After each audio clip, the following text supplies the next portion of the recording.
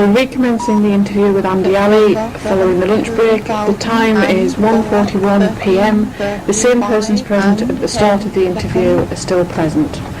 Okay, Andi, before lunch we started to talk about allegations that you displayed what colleagues have termed as bullying behaviour during personal phone calls, and I asked you about a phone call which Nick Idle specifically has mentioned, in which I think there was some confusion over some rail tickets, and Nick made the allegation that you stated that the poor levels of customer service you were receiving were because you were Pakistani, and that you would have received a better level of customer service if you were white, and you were going to give us some comments about that. Yeah, can I just say, Nick's recollection of anything of this subject is different to mine. My recollection was, I was at Preston train station buying some tickets, as I always do, because I was an NUS card holder, which allowed me a discount on tickets. So I always bought my tickets there. And if you ask, I'm also going to give you authorisation to contact Virgin Trains. Okay. And give them any information you want to me, because they will confirm that all the tickets I bought was at Preston. Okay. I never at any time rang up from the tax credit office to sort out tickets. Now, while I was buying tickets at Preston train station, Nick appeared virtually out of the blue and asked me what I was doing, and I said I was buying tickets because I got a discount because of my US card, and Nick asked me if I would be prepared to get him tickets because he was going somewhere, and I said no, I wasn't, and I said because he wanted me to use my discount, my US card, to get him tickets to Cambridge, I think it was. Okay. And I said no, I'm not prepared to do that, Nick. I mean, you know, I'm paying for my university course here, and this discount is for me. If you want to get an NUS discount, you enroll at the university. That is what the tickets. It was never conducted at work. It's never conducted over the telephone call. And can I point out one thing to you? That according to Nick, may I quote now? Yes, certainly. Just let me find it. Right, I'm quoting now from Nick's complaint. I wish to draw attention to one of the many offensive personal phone calls which I could not help but overhear. Mr. Ali was in the habit of organising his personal life in the office, brazenly attempting to conceal his activities from management. About once a fortnight, a personal phone call would take a nasty turn, and the bullying hectorial side of Mr. Ali would take over. My example is a phone call to Virgin Trains which I overheard, but this was certainly not eavesdropping, as I had work to do. Mr. Ali was unhappy over some mix-up with his train tickets, speaking to a humble clerk who had probably never met him. Mr. Ali turned unpleasant and said, again my memory is precise, you wouldn't be treating me like this if I was a white person. I was appalled at this casual use of the race card. A mix-up over tickets can happen to anybody. Indeed it can, but if that conversation had taken place, how exactly would I know that the clerk at either end of the phone was themselves not white? And how would I know that? Can you think of any other phone call that Nick might have overheard and got it confused with this one? Well, Nick says he remembers it. Nick's not saying he's confused here. He's his own words. He said, let me quote to you again. My memory is good. That's what Nick is saying. Okay? Okay. So we're talking about this alleged phone call Nick said. So we're not confusing it with any other. This is what Nick is saying and said. How on earth would I know that a person at the other end of the phone was black, green, yellow, whatever? And that is a stupid comment to make, and that little slip up, I think, is just one of the many indicators. Agent and were quite angry and annoyed about the poor levels of customer service that you'd received down the phone, and I think on that occasion it was discovered that you'd phoned the wrong travel agent or something. Can you remember a conversation like that? All my tickets I paid for are here. This was, I don't know whether this was about rail tickets, I think this was just an example of an occasion when you came back into the office and conducted a similar telephone call. My understanding was it was, yes, allegedly. Can you remember anything like that? No, I didn't make call for it. And if you can check my phone records with the phone where I was sitting to see if these calls were made, And when you contact Virgin, you'll find out that I didn't ever make calls from the Preston office. I made it. I did it always from Preston. Okay, thanks very much. In his letter that you read from there... Can I just come back to one point? Certainly. It's interesting that if Nick was so aggrieved about this alleged event, he didn't make the complaint at the time. Okay, I was just about to say exactly that. In the letter that you read from, Nick says that he was sort of, suggests that he was angered and upset by what he terms as your use of the race card. Yeah. Nick says that at the time that that conversation took place, he was so angry about it that he challenged you once you put the phone down and suggested that if, and said to you that he was considering going to speak to management about the long personal phone call and what he'd overheard. Can you remember Nick ever challenging you or querying anything like that with you? No, and then of course we were all in close proximity. As far as I'm aware, nobody else is making this, not in these complaints, they're not making that allegation. And you know, it raises the question if Nick was so angry, why didn't he? If it happened, and the reason it didn't is because it didn't happen. Which is why he's waited. As spring 2003, he's waited nearly 6 months. I mean, you know, it's ridiculous. Okay, thanks very much. Can I go back to the emails before? We're probably going to come on to those Okay. a little bit further down. If you don't feel that I've covered them in sufficient detail when we get there, by all means. Okay. The next point that I'd like to come on to is the next bullet that I listed at the start, which is that one of the allegations made against you is that you would make derogatory or inappropriate comments directed towards female colleagues, and I think 2 of the complainants have mentioned that. Yeah, it's interesting that it's always 2. There's always somebody backing somebody else up here. It's very neat, really, isn't it? But then, of course, as far as I can see, no attempt seems to have been made by anybody to split these people up once they put in their complaints. In fact, this is one of the points. We've taken these complaints to a third party, and according to this third party, there is reasonable evidence to believe that these were written on the same machine. Could I ask who's we? Yourself and Myself and Sue taken to a third the party. third party that you've spoken to, are you prepared to tell us whether it's any sort of authority on manuscript type or... No, it's another TU. Another TU, okay. But we would ask you to look at it from that point of view, and if necessary, go and get them checked.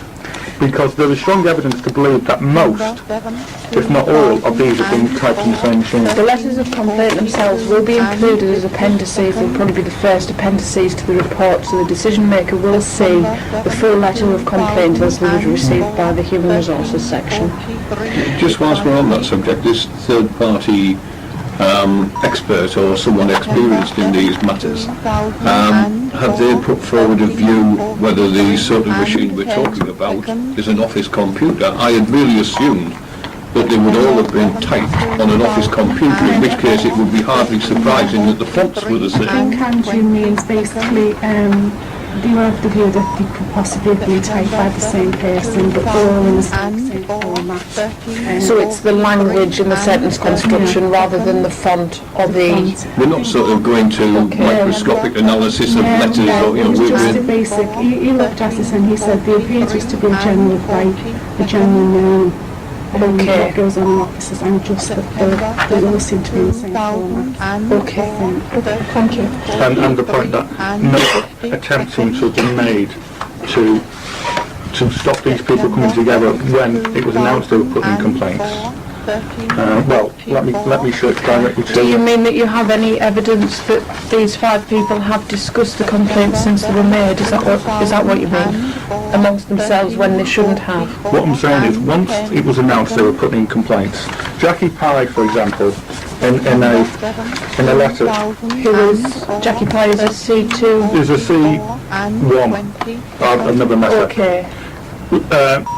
She writes, I'm going to come back to this later, but let me read this. I am concerned at the effect this gentleman is having on the rest of my team with his attitude to staff of all grades.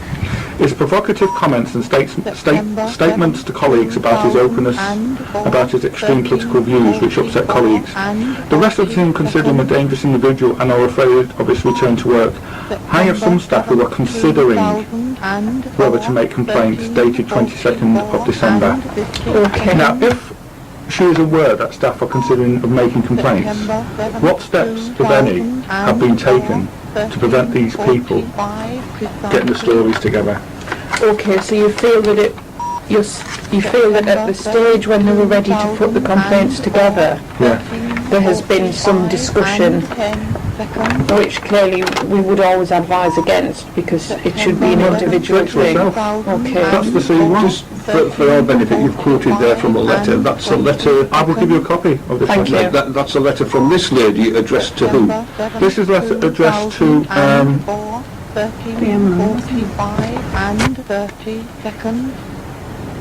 Right, it was the BMI report and then going to the nurse. I mean, what's the heading on the letter? It must be addressed Let to me show you. someone. It's a memo.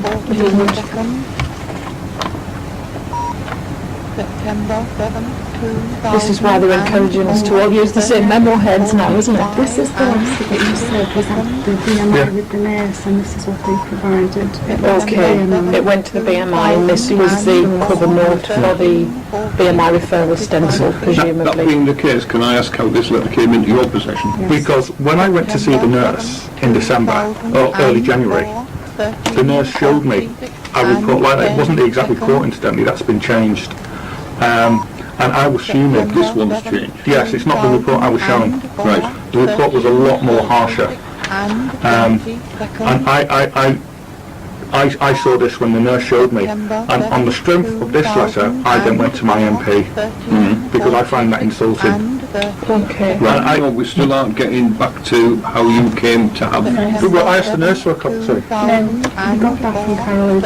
Whoever went to the fact finds and they sent all the case conference. Andrew brought us up because he was very obsessed over this. Yeah. And Carol O'P supplied us with a copy of that. Later on, not at that time, about 3 So months this down the line. purports to be a copy of the submission that should have been in your BMI papers, but you are firmly of the opinion that this is a somewhat Modified amended version. Exactly. Right. Okay. And I asked the nurse, when I first saw the original one, I asked the nurse for a copy there and then, but she said she wasn't allowed to give me reports there and then, they had to go later. So we asked later on that. Right. If you could just put that to one side, and then I think it would be helpful if we had a... I mean, we don't want to be running backwards and forwards to quote the It would be copy, but I very think that helpful would be helpful. in another way. Can I take... Can I just, make a comment before I carry on, because I know you need to change. With this, and Andrew getting sent to the BMI for his injuries because of being beaten up by the BMP, Jackie actually gave this lesson on to say, oh, these were a problem. No, he was actually sent to the BMI because of his injuries. And he just wondered, or I've wondered, and asked Carol O'P, but she's not giving me an answer, why that was brought up then. Because if we believed there was a problem at that time, it should have been brought up, and Andrew sent to the BMI prior to the injuries. So I've still had an answer from And Carol for O'P. clarification, can I just check, was there any suggestion of a BMI referral prior to you suffering this horrific attack? No. Had you had any discussion with Anthony as your manager about attendance issues? Attendance, yes. Okay. But he didn't say he was going to BMI, he said taking, as far as I can remember, it's a while ago. Okay. I have been off sick 3 times in the last 6 months. Right. So he said he was going to take action. Under the MAP procedures as That far was my as you understanding, understand not it? BMI. Okay. But no suggestion of BMI until... As far as I can the assault. remember, yeah. Okay, thank you. So Right. there's just some more points. No, that was the one for that point anyway. Okay. Can I need to come back to this later on, incidentally. Certainly. There's a very important point here which I'd like to raise at the end. Yes, definitely. We were talking now just about some of the allegations which, as you'll appreciate, I have to put to you. I have to give you the opportunity to answer I appreciate them. that, yeah. And as I say, more than one person, I think it was 2, have suggested that you made derogatory comments or inappropriate comments directed towards female colleagues. Have you any idea what sort of thing the people bringing the complaint might mean by that? No. Okay. Well, no, sorry. Yes, I do, because they're in these complaints, Other aren't than they? what's in it, okay. Can you think of any thing that you might have said over time that could have led to this? No, and I'll come back to the same story. Two people thought I made sexual comments at the time. Then why didn't these two people not put in complaints there and then? Okay. I'd equally draw to attention that the complaints I've been given, no one is none of the females I'm alleged to have made sexual remarks to have put in a complaint. That's correct. And if you know Janet Cunningham, you will know she is not the type of person who will allow anybody to make a sexual comment and get away with it. Okay. I find that quite frankly insulting, and that is made up. And now we have that seems to be supported by the females themselves. Okay. They've not put in. That's my understanding. It's No, not that's that- right. They haven't, as far as we're aware, there have been no complaints of that nature, formal complaints brought by female colleagues. Exactly. The sort of things that the two male colleagues have said that you would say, and again I have to put it to you to give you the No, I opportunity, accept this. is that you would sort of shout across the room and say to a female colleague, will you go out with me on a date tonight? I don't have relationships with people at work. So that was not the sort of thing that you would say? No, I had a relationship with somebody at work years ago, my first job, and I will never have a relationship with anybody. Okay. Apparently or allegedly you would persist and repeat the questions even when it was clear they were not interested or indeed they had a partner anyway. No, I point out they didn't make the complaints at the time. The people who are claiming I said this to have not put in, or not saying I said this. I mean, what more? One person, I think it was Anthony Stansfield, has said that they heard you on another occasion make inappropriate comments directed towards women generally. I think it was an occasion when one of the applications that you'd been checking was pulled out and an error was identified on the number of children on the form, and you were alleged to have said, can women not keep their legs crossed, or words to that effect. Well, Anthony is a bandee, and that is a sexist remark, and it's not in keeping with the diversity standards of the IR. And as such, had I said that at the time, I would have expected Anthony to act accordingly. So you can't remember saying anything, or you didn't say anything? No. Okay, thank you. Is that sort of language or comment typical of banter on the team? Is that something that you would have heard day to day on the team? No, Tony Smith, I believe, had been, I'm not sure about this, had been pulled aside for sexual remarks. Right. I think it was something to do with he was going to the Philippines and had said something inappropriate. Okay. But I'm not sure about that. Okay, thanks very much. You mentioned there, and Janet's pointed out to you, that there are two specific complaints where they've mentioned this, asking people either in jest or in seriousness for dates, irrespective of whether those people were in long-term relationships or weren't. We've also spoken to people who are supposed to be witnesses to these comments. And other people have said that this happened, and didn't happen once in a blue moon, happened on a very frequent basis. Are they all mistaken as well, Andy? Certainly. Right. Not mistaken. Not have to ask the question. No. Let me answer. Not mistaken. Lying would be a better word. Even people not remotely connected with the complaints, they would also lie for the benefit of Anthony Stansfield and this charade that's been put together by various people. Exactly. Why not? I mean, we only know, we don't know the full links between these people and Anthony Stansfield, apart from presumably what they've told you. But we do know that these people didn't complain at the time. We do know that these people had the opportunity of complaining at the time. And I assume that these people have only have not explained how who sat in the proximity of managers, I sat C1 and two C2s. Now these people haven't put in complaints, or if they did, they didn't say anything at the time. Now if all this was going on, why didn't anybody say something there and then? One of the things that's been suggested to us was that they just assumed that such comments were said in fun, said in jest. You've said that you would never seek a relationship with somebody within the office.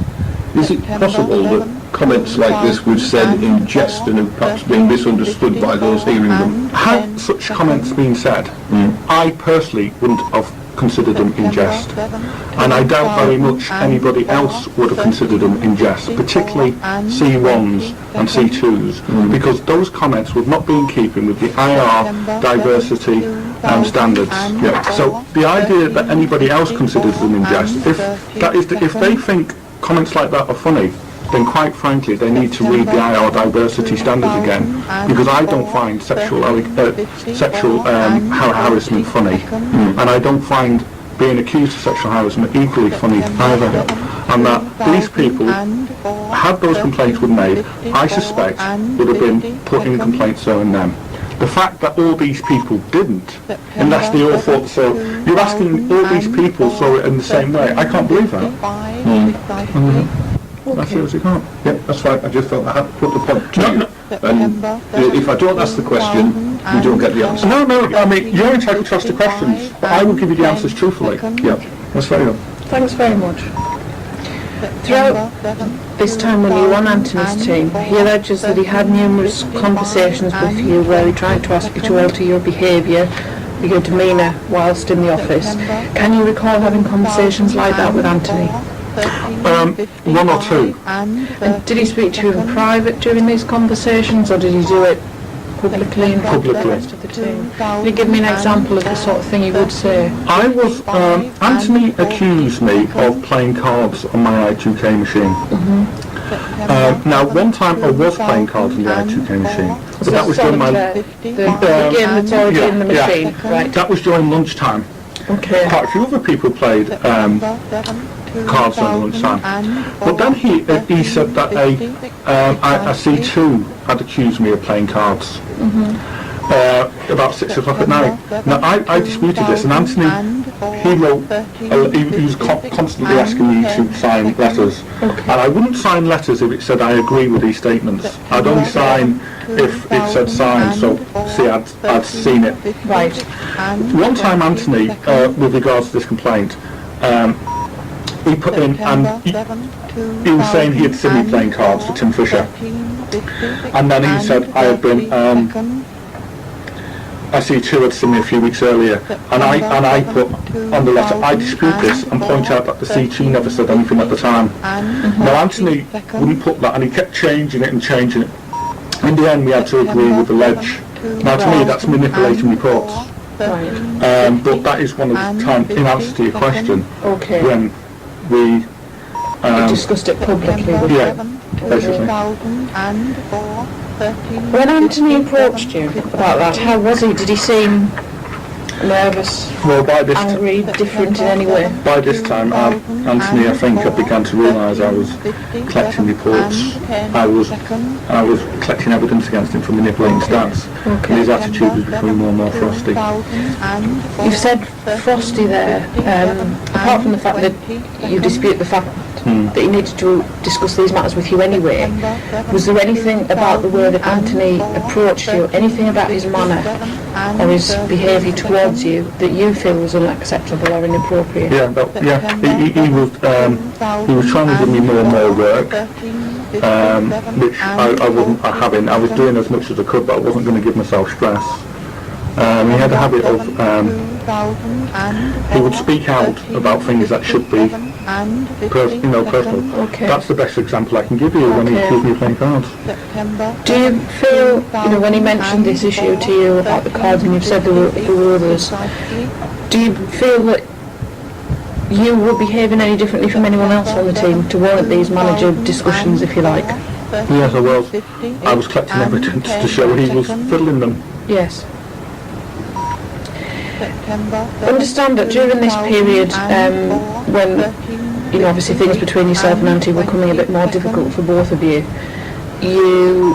there's a suggestion that you said you were going to make a formal complaint, and that on one occasion you emailed Tony Smith, and I think this was the incident you mentioned as well earlier about the making fists, and you said that you intended to make a formal complaint. Can you remember what happened then? Because the allegation is that you threatened to make formal complaints against Anthony and colleagues that never materialised. Well, that's Anthony's interpretation. Okay. Anthony Smith, Tony Smith, I sent an email to him and copied it in to the C2. And the C2 took me into the Was that Cake on Cunliffe, yeah.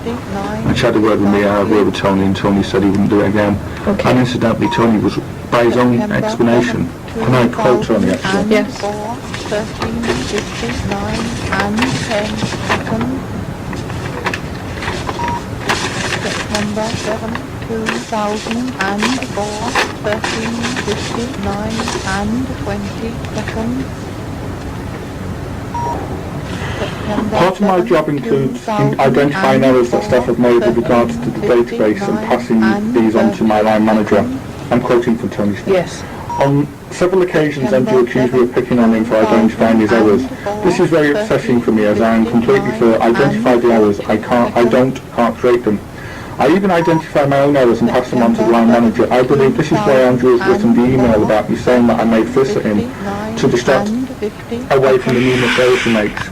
Examples include destroying the secure prints and putting them in the confidential waste, duplicating cases on the database, filing cases completely wrong and not inputting completed cases onto the database, to name but a few. While it is true that I made a fist at Andrew, it was in the form of karate sense as I do karate, and I am done in a friendly bath with a smile on my face. Waving a fist at somebody may be described as many things, so it's very rare for it to be described as in a friendly manner, particularly when that person has just emailed you to say they didn't find it funny.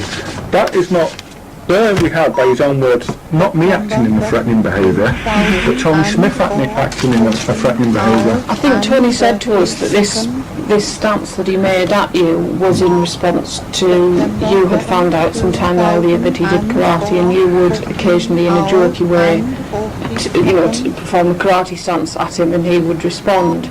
Is that your recollection of the incident? And of course Tony had the opportunity to reply by email to give his side of the story, and he didn't. Okay. Now if what he says is true, then why didn't he? If he had threatened me for his threats, then he would have reason not to put it in email, because he knows then I would have challenged it. Okay. Okay. Obviously it's very difficult with the passage of 12 months of time, but can you recall the actual wording of that email at all? Did the email, well, we're going to ask for copies of them so we're going to get to see them. Did the email, for instance, include a paragraph which said, if this does not desist, I will have no alternative other than to refer the matter to line management, at the same time as you sent that email with a copy to Kay Cunliffe? I can't recall. It's a long time ago. I can't recall. Is that what you might have done? No, I mean, it seems to me might that have if you done. copy line management into an email, you've drawn it to their attention anyway. Right. I might have done, but I can't say for sure. Okay. Right. Will you have done that knowingly or by accident? If you send an email to someone, and at the end of the day, I'm not quite sure what the system is for retaining emails within the revenue, but we may have an opportunity to access that email. If you have said in that email, I am wanting to make a complaint, and if you do not desist from this, I will refer the matter to line management, it seems quite strange to me that at the same time as you did that, you would copy line management into that self-same email. Right, well, given that what you said quite a long time ago was that if you had a problem with someone, what you were told in customer services was you would take that problem to the person themselves initially and not involve senior management or any other level of management until they'd had the opportunity to refrain from that level of behaviour. That's true, but Tony, by his own admission, had threatened me. Had waved a fist at me in an email. So I thought, What do you mean by his own admission? well, he says so, yeah. I just quoted to you. Well, I don't think that counts as a threat if he says he made fists at you with a smile on his face in a way that you'd been doing for weeks, both of you. Well, that's how he explains the fist, doesn't he? Yeah. It wasn't done in a friendly manner, though. I wouldn't have complained about him if he had. You Okay, know. let's take it a step further. You make your complaint, you threaten that you're going to take it to management, at the same time as copying it to management, to the extent that management ask you to speak to them and say, is this a serious complaint or is this something frivolous? What was your answer when Kay asked you that? but I can't remember what the exact wording of the email, and I can't. Kay must have become aware of the email to have had a subsequent conversation with you. That's true, but we're talking about an event that happened quite a long time ago. Well, irrespective of that, can you recall, it's a simple question, when Kay had that subsequent discussion with you, whereby she was aware of the existence of the email, whether she was copied into it, and I think a little while ago you said you thought you had copied her into it. She had a word with you and said, is this a formal complaint, or is this a bit of fun? Well, I don't know what Kay said because I wasn't at the meeting, but what was your answer? Did you take the complaint further? No, I didn't take it further, because as I recall, and we're talking about a long time ago, Kay settled it in the manner that I felt appropriate. It was settled amicably, which was. Well, I can't. You can remember it was settled amicably. Well, it must have been, because I didn't how it was settled. If it hadn't been settled amicably, I would have taken it further. Right. So it must have been settled amicably. Now, as far as I can remember now, and remember, I can't. Yeah, I realise there is this problem. As far as I can remember, Kay had a word with Anthony, and it was settled after that. Tony Smith. Right. And it was settled after that. But I cannot remember the precise details of it because of the time gap. Yeah. If I had been asked this question, within a week of that, I would have been able to remember. Yeah. Okay. Right, okay. Because several times we've said that if people had problems with this, they should have complained. Yeah. This is one instance where you did complain, and irrespective, you can't remember what the discussion was between you and Kay, but that complaint was taken no further. Yeah, because You were satisfied with the I outcome. was obviously satisfied with the outcome. If I hadn't been, it would have gone further. Okay. If we take ourselves up to the time now when you were assaulted and weren't able to return to the office, while you were on sick leave, we understand that you came into the office on at least 2 occasions. That's right. Is that right? 2 occasions? It was 2 occasions. Okay. Once, I think you came in to hand in a sick note, and then the other occasion, I'm not entirely sure why you came in. Yeah. When you came into the office on either of those occasions, what was it to discuss? What brought about you coming in? First time I'd rung Anthony about my sick note, Okay. and Anthony asked me if I could come in and give it in, Right. which I did. However, I wasn't feeling too good, Right. so I left quickly. Okay. And on the other occasion? Anthony rang me up and asked me if I could come in, Okay. because he said he wanted to do my appraisal. This is your performance appraisal. That's right. While we was at that meeting, Anthony took me into the office, private office, not Janet Cunningham's office, the Learning Resource Centres, I think it is. Okay. And at that meeting, Anthony asked me if I still wanted to pursue the complaint that I'd sent to him. Right. And he intimated that if I dropped the complaint, I would get a very good appraisal. Can you give me some idea of what Anthony said? Oh God, it's remembering the words now. Yes. But he said people can get good appraisals or bad, something along this lines, depending on whether they drop the complaints and what are you going to do with your complaints, Andrew, Okay. and that. And just for clarification, was anyone else at this meeting? No, Anthony took me in privately. And at that meeting I said I wasn't going to drop the complaint and be threatened that I would not pass my appraisal. Okay. And I was going to follow the complaint as soon as I was Do you know there. if there were notes made at that meeting, or were you given notes of that No, meeting? Anthony Okay. didn't have any notes at that meeting. Okay. Is this the point where you want to give us do you have a copy of the email that you sent the Friday before you went No, I on haven't sick got. leave? We've asked. This Right. is what we've asked for. Okay. And what I believe, one of the reasons they broke the law and not giving me a gift is because of this email. Okay. At that meeting, was your appraisal signed off? No, Anthony didn't do anything with it. Okay. I've got a letter here, by the way. Yes. The email one. 2004/14/07/50. Yeah. September 7th. These we've asked for copies of the emails. I've just precisely. give Janet. Do you want to read it out? Yes, there's one which is a note, a handwritten note from Andy dated the 13th of April 2004 that says, I give permission for Rob Kramer or anybody in the TCO to check all the email records on my computer. Please let Sue Downey PCS see copies or any of the records she asks for. Andi Ali, 13th of the 4th, 04. And then there's an email from Rob Kramer, on the 13th of May 2004 to Sue Downey, which says, Sue, as you know, Andy has agreed to HR obtaining emails from his Outlook folders in support of his grievance.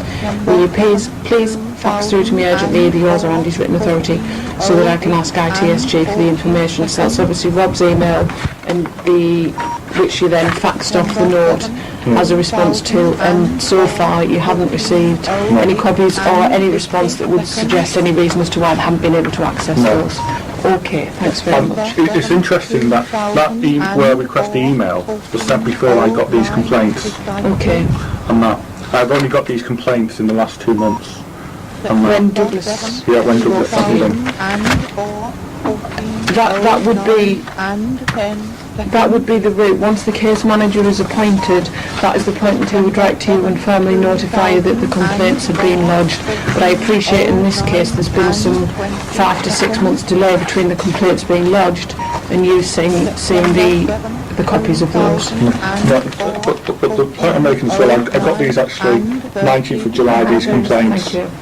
19th of July, these complaints. Now that where I'm asking for my email Yes. was sent before I saw the complaints and knew the exact nature of the complaints. Okay. And that, so it's further evidence in my view that, I sent an email. Thank you. During either of those 2 occasions when you visited the office and you've explained to us what happened from your perspective at the performance appraisal discussion with Anthony, apart from that, did anything happen between the 2 of you which could be seen as inappropriate or which could be deemed as inappropriate? He threatened that he suggested if I dropped the complaint, Yes. I would get a very good appraisal. Now that to me is inappropriate. Apart from that, is there anything about the behaviour or the interaction that the 2 of you had that could be seen by anyone as inappropriate? Well, no, because there was nobody else there. We were in the private office. When you were back in the main office, can you remember? When we came out, I just went. Okay. I mean, I was absolutely disgusted. Okay. I get Anthony, this right. This is the 2nd occasion when you came in At Anthony's invitation, with the purpose of doing my appraisal. right. So you came in at Anthony's invitation. Yeah. What came to the section where Anthony was sat? Yeah. And how long after you arrived did Anthony take you away to a separate room? It was almost straight away. So straight away he took you to a different room, Yeah. where you carried on a conversation which on this occasion couldn't have been, this wasn't the canteen, this was a Private specific a room similar to this one where you would have a private conversation. Exactly. And at the conclusion of that meeting, you left the building. I left the building. Did that conversation become heated in any way? Not heated. Well, Well, what you've suggested... if you let me finish. You keep asking me a question, let me finish. Not heated in the fact we were shouting, but heated in the fact that I didn't like the insinuation that if I dropped a complaint I would get a very good appraisal, and if I didn't. Yeah. would anyone outside the room have been aware that things had got a bit heated or heard the reaction? Well, if Anthony had suggested to them beforehand, been out. What I'm trying to get at, Andy, is there anybody, there are obviously no witnesses in the room to this conversation. Is there anyone outside of the room who might have been located close enough to have heard your response to Anthony who could support your version of what If they'd been listening at the door, they could have been, but the voices certainly weren't raised loud enough for them to have just overheard as somebody... well, I don't believe in shouting when you disagree with someone. I was angry, there was firmness in my voice. I was angry that he was, Okay, blackmailing, basically. okay. Anthony has said that on one occasion, and in my own mind I'm not sure whether it was the first or the second time that he came into the office, but he alleges that you pulled your chair up very close to him and were quite confrontational in your manner towards him. And this was out on the section, and I believe you might have been discussing seating arrangements for when you returned to work or something along those lines. Does that ring any bells? Well, I would imagine that's the first time, because it's certainly, you know, Okay. the second time we wasn't sat, the first time we were sat together. Okay.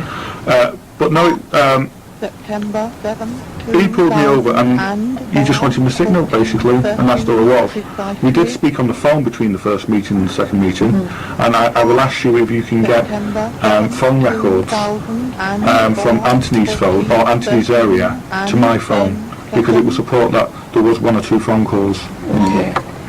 But you can't. On another matter, I think managers are supposed to keep in touch with the staff whilst they're on sick leave anyway, aren't they? I'm not I think disputing that's that. standard practice. But when he was on the phone call, he again asked if I was going to drop the complaint, and I said I wasn't. But you can't remember any incident where you pulled your chair up to Auntie, and I don't mean just so you were close to him to talk, I mean in a more confrontational, threatening, intimidating way. Well, no, Anthony never said anything at the time. Okay. You know, he could have said something there and then. I mean, did he write an email at the time afterwards? I mean, this allegation he makes seems to be put in January. Okay. Can I go on to the date of this? It was after that meeting. This meeting was, I think, the 14th of December. It's after... This meeting you had with Anthony, Well, where he he- asked if you were going to drop the complaint. And I would get a good appraisal. Right. Intimated I would get a good appraisal. This was December. I think it was around the 14th of December. Okay. It was after that that these complaints start coming in. Okay. Okay. It's precisely after that that these complaints are coming in. After your second visit to the office. Well, yeah, I mean, At that we've got point, the date to at that point, Andy, were there discussions between yourself and Anthony about your return to work? oh, I think we discussed it. He wanted to know when I was coming back. Okay.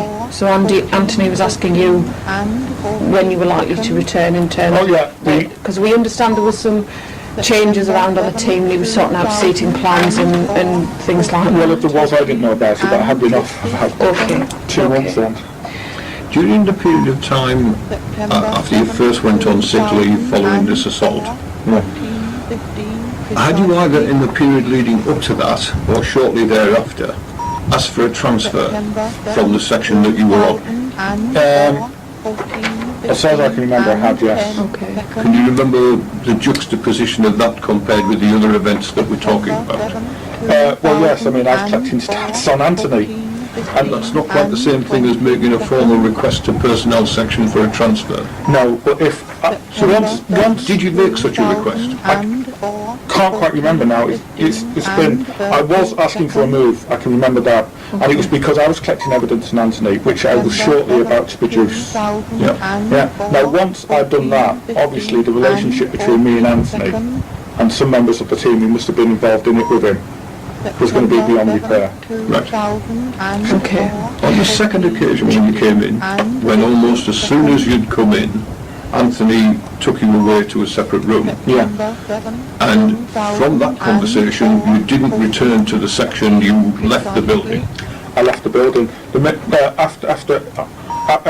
When he said if I intimated if I dropped the complaint, I'll get a good appraisal, and if not, there was no more to be said really. So during the course of that visit to the office, you were sat with Anthony on the section, or there stood with Anthony on the section for how long? I wasn't on the section, I was in a private room.